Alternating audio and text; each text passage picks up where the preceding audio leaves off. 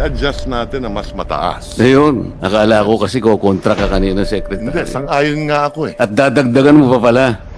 Kaya, Umalma si Senador Marcoleta sa panukalang budget ng Secretary of Finance na si Ralph Recto. Matatandaang si Recto ang nagpanukala ng pagtaas ng buwis ng mahigit kumulang 10%.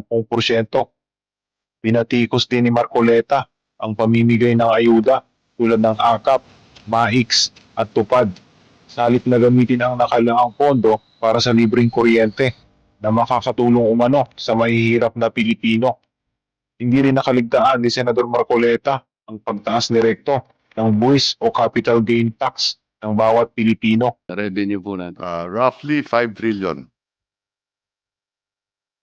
That's why you said we are expecting a deficit of 1.6 trillion pesos for More or less. next Cash year. deficit. Cash, yes. gas. Yes. And that will mean 133 billion per month, 4.4 billion per day Yes. na uutangin natin, That is correct. or 185 million pesos per hour. That is correct. Nakakatakot, di ba? Totoo po yun. Pero sabi mo kanina, wag tayong mag-alala kasi alam nyo, nasa ano pa naman ito eh. Correct. Manageable, sabi mo kanina. For as long as we grow faster than the debt, if the economy grows faster than the debt, then we outgrow the debt and we pay down the debt. That is Ang the problem. Ang masama, if the debt is growing faster than the economy. Yun nga eh. Yes, sir. At ano na yung outstanding debt natin sa ngayon? Roughly 17 trillion. 17 trillion, what is the debt to GDP ratio? 61% because the economy is roughly 28 trillion. But that's one benchmark. There's another benchmark, yung general government debt. Doon naman, mga 57% lang tayo. At katulad nung nabanggit ko kanina sa presentation ko, meron naman tayong upgrade sa ating mga rating agencies dahil nakikita nila na the economy is still growing faster than the rate of our debt. Kasi Ang mahalaga, we reduce the deficit over time. yung aking mga kaibigan na mga pessimists, Mm. sabi nila, alam mo, yung comfortable na ratio is 60%. Ngayon, Tama po yun. Nung araw, na-breach mo na yung ano parang lumampas na tayo ron. depende yan kung ano ang debt mo. Katulad nung nabanggit ko kanina, 70% of our debt is domestic. Hindi, 69% na sinabi mo kanina. Oh, 69, 70%. Roughly, Okay, 70%. Yes. Kasi tinatandaan ko lahat ng sinasabi mo. Tama Boss, po yan. Tama po yan. Ganito So, it's not 69% ang okay. domestic. Oh. Ang sabi mo kanina, pumaya pa tayo because, ang domestic natin ay 69%. Correct. At lahat naman ng yan ay napupunta na dagdag na kita ng ating mga kababayan. Utang natin sa ating sarili. Tama po yan. Yes, sir. Yes, Ang problema, kamukha nung napapatunayan sa aming mga pagbubungkal nitong mga flood control, mukhang yung mga ibang nauutang natin na ito nga ay naitatawid natin sa mga projects, lalo na yung flood control. Kahapon lang na naka-establish na kami ng dalawa na ghost projects. Ang totoo niyan, binubungkal namin, there are about 60 potential flood control projects na ghost. So, kasama dito ay itong 69% hindi bumabalik sa kita kasi puro ghost ang nangyayari. Ito yung nakakatakot, Secretary. I agree with you. At katulad nung nabanggit ko kanina, we have to grow faster than the debt. So halimbawa, kung yung flood control yan, nagastos ang tama yan, mahigit 200,000 trabaho na ibigay sa ating mga kababayan. At siguro yung ekonomiya natin hindi lang lumago ng 5.7% o 5.9% in the last 3 years on the average, kung hindi mas higit pa. So nakakalungkot talaga itong problema sa flood control. At siguro, meron din akong gustong kung mamarapatin po ninyo, maybe I can show you one slide dahil baka makatulong sa ating committee. Maybe you can show the DPWH slide. Meron akong slide na nakita at tayo naman matagal na rin tayo sa Kongreso at sa Senado at siguro ito makakapagbigay ng konting kaalaman kung bakit siguro lumaki yung flood control projects. So we need to grow by how much in order to Okay, achieve this? if the deficit will grow by 5.5% this year and the economy grows by in real terms by 5.5%, then equal lang.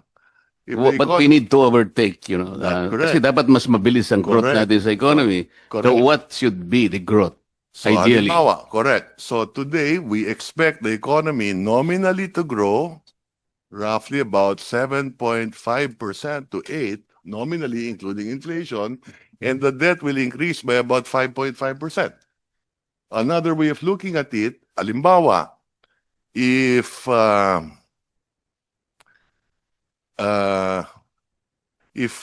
interest rates are at 6%, pag umutang ka, and inflation is at 3%, your real cost of money is 3%.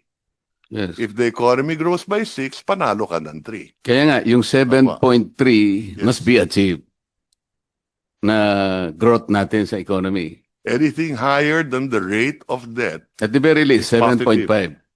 anything higher than the rate of debt, the increase in the rate of debt is positive. But ideally, we need to grow at 7.5 para lang. Ideally, if we could grow faster than that, even better. No, kasama ng nominal yun, Oo, nominal yun. Apa. Yung collection effort natin sa tax secretary, Yes. Apo. comparable ba yun dun sa collection effort ng mga Asian countries? A very good Kasi question. baka, That's correct. baka yun ang dapat nating tingnan. That's correct. Very Diba? good question. Yes, we do have a slide on that. The average revenue to GDP ratio in ASEAN is 16.5%. So tayo, nandun tayo sa 16.5%. So Okay, lahat tayo. yung pini-benchmark namin sa DOF. Tinitignan natin yung mga international best practices at dito sa ASEAN, yung benchmark dyan, yung revenue to GDP, roughly 16.5, nandun tayo. Ang ASEAN average is 16.4.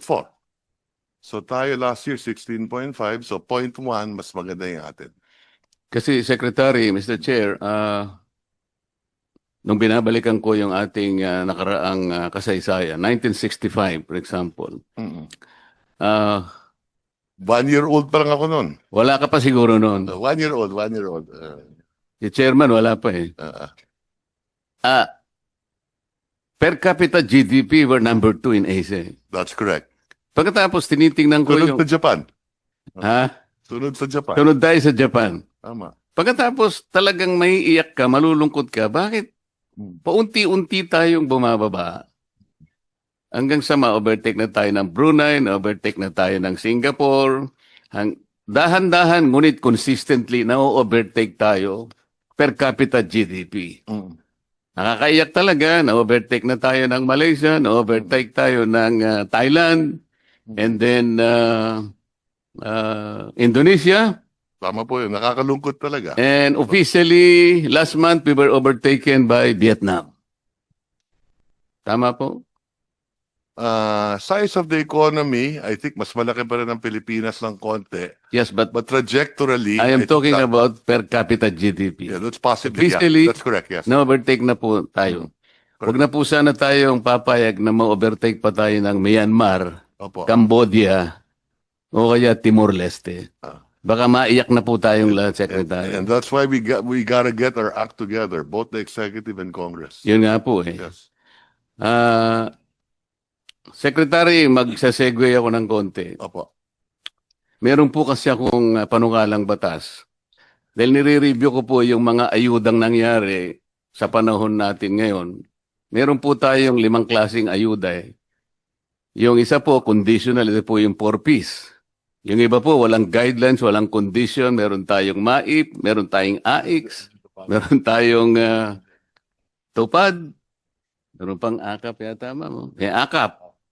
Pagka po sinuma natin itong 5 ayuda na binibigay sa ating mga kababayang nasa panig ng Maralita, Secretary, Opo. Correct me if I'm wrong kung nagkamali ako ng pag-compute. Pero parang 194 billion pesos lahat eh. Tama po yan. Karamihan yan sa DSWD. Yes, sir. Pag sinama Ngayon mo po, pa yung MAIP, tupad, sa yung DOLE, MAIP sa health yan, yung Opo. tupad, DOLE, Yes. yung AIX, DSWD, and so on and so forth. Correct. 194 billion pesos. Ngunit wala pong record kung ilan po yung nabibigyan. Kasi naghanap po ako, nagtatanong-tanong, talagang hindi ko po ma-ascertain. Kung talagang yung 5 ayuda na yon ay napunta dun sa talagang dapat kapuntahan. Yeah. Ang iniisip ko po kasi, yung pinakamahirap nating segment sa population, numbering about 5.5 million households, or about 25 million to 27 million poor Filipinos. Sa estimate ko po, itong 5 na ito na kung ito'y naibigay talaga sa talagang targeted na sector, baka naging maligaya naman siguro. Pero dahil nga walang datos, kung talagang naibigay o hindi, nagpasya po ako na gumawa ng isang medyo may pagka-radical, pero baka practical, baka sumang-ayon naman po kayo. Mm. Ang akin pong naisip, nakita ko po kasi yung napakataas po na presyo ng kuryente sa ating bansa. Naisip ko, Mr. Secretary, na imbes na ayuda na lang ibigay natin, na wala namang datos kung na ito'y naibibigay sa about 25 to 27 million Filipinos, hindi ba maganda ka kung sabihin ko na lahat ng kumukonsumo ng elektrisidad, let's say 200 to 234 kilowatt hours, ilibre na po natin yun. Kasi po, pag kinuwenta ninyo yun, that will only be 120 billion pesos. Makakatipid pa po tayo ng about 74 billion. Ito sigurado pong nasa kanila, direkta na nating may bibigay. Kesa naman sa kolektahin po natin, pagkatapos ipamimigay bilang ayuda, wala namang guidelines. Libre. Hindi po ba practical yun? Ang pagkaalam ko, meron pong data ang DSWD kung ilan yung natutulungan ng 4Ps. Yung 4Ps po, walang masyadong problema doon. Correct. Sapagkat conditional po yun. Correct. At So, yan po merong guidelines. Correct. So, Pero pagka yung MAIP na po, yung AIX, yung tupad, lalo na po yung AKAP, talaga pong wala na yun. yung pagkaalam ko, may data yan, ang 4Ps, no? Ang pagkaalam ko, kung talagang titignan nila na mabuti, meron din data ang DSWD sa AIX. So, meron pong data sa papel. Pero pag nagtanong po kayo on the ground, sapagkat lalong-lalo na po nung panahon ng eleksyon na po ako'y nagtatanong, talagang sinusuyod ko. Kung minsan po ang audience is about 40,000 to 50,000 people, talaga pong tatanungin ko, sino po ang nakatanggap? Wala pong sumasagot eh. So, kailangan pong ma-check. Kaya ko nasabi na mas mabuti pa yata, mas practical, na ibigay na lang natin na parang subsidy sa kanila. Siguradong mapupunta sa kanila, walang corruption, wala pang magpapasikat na politiko na akala mo galing sa kanila. Ang alam ko rin, doon sa Lifeline subsidy, meron tayong pagka below 100 kilowatt hours ang gamit mo. Hindi po, Meron- 20 kilowatt hours lang ang nasa Lifeline po. Ulitin ko Hindi lang. po 120. Yeah, ulitin ko lang. Pagka 71 to 100 kilowatt hours, may diskwento ng 20%. Pag 0 to 20 kilowatt hours, 100% libre. Pagka 21 to 50, 50%. Pagka 51 to 70 kilowatt hours, 35%. Kabisado ko po yung secretary, ladderized po yan. Katapos-tapusan po, ang Lifeline, Yes. 20 kilowatt hours. That's Parang ang isang bahay nagsindi ng ilaw isang araw, yung 29 days, hindi na siya Pero gagamit. ang pagkaalam ko dito, hindi napapatupad to. Hindi nga po. Kaya nga, ang gusto ko lang pong sagutin ninyo, mas practical po ba yung iniisip ko na invest na po ayuda na wala naman po talagang malinaw kung talagang ito'y kinapupuntahan talaga ng targeted sector. Doon na lang natin ibase kasi po, Ako, Kaya ako binanggit ito, ako sang-ayon ako na dapat patuparin natin to at kung kinakailangan, i-adjust natin na mas mataas. Ayun, akala ko kasi kukontra ka kanina, Secretary. Hindi, sang-ayon nga ako eh. At dadagdagan mo pa pala. Ah. Ayan. Kasi rine-review na rin namin to ngayon dahil Salamat alam po. namin na hindi napapatupad. Salamat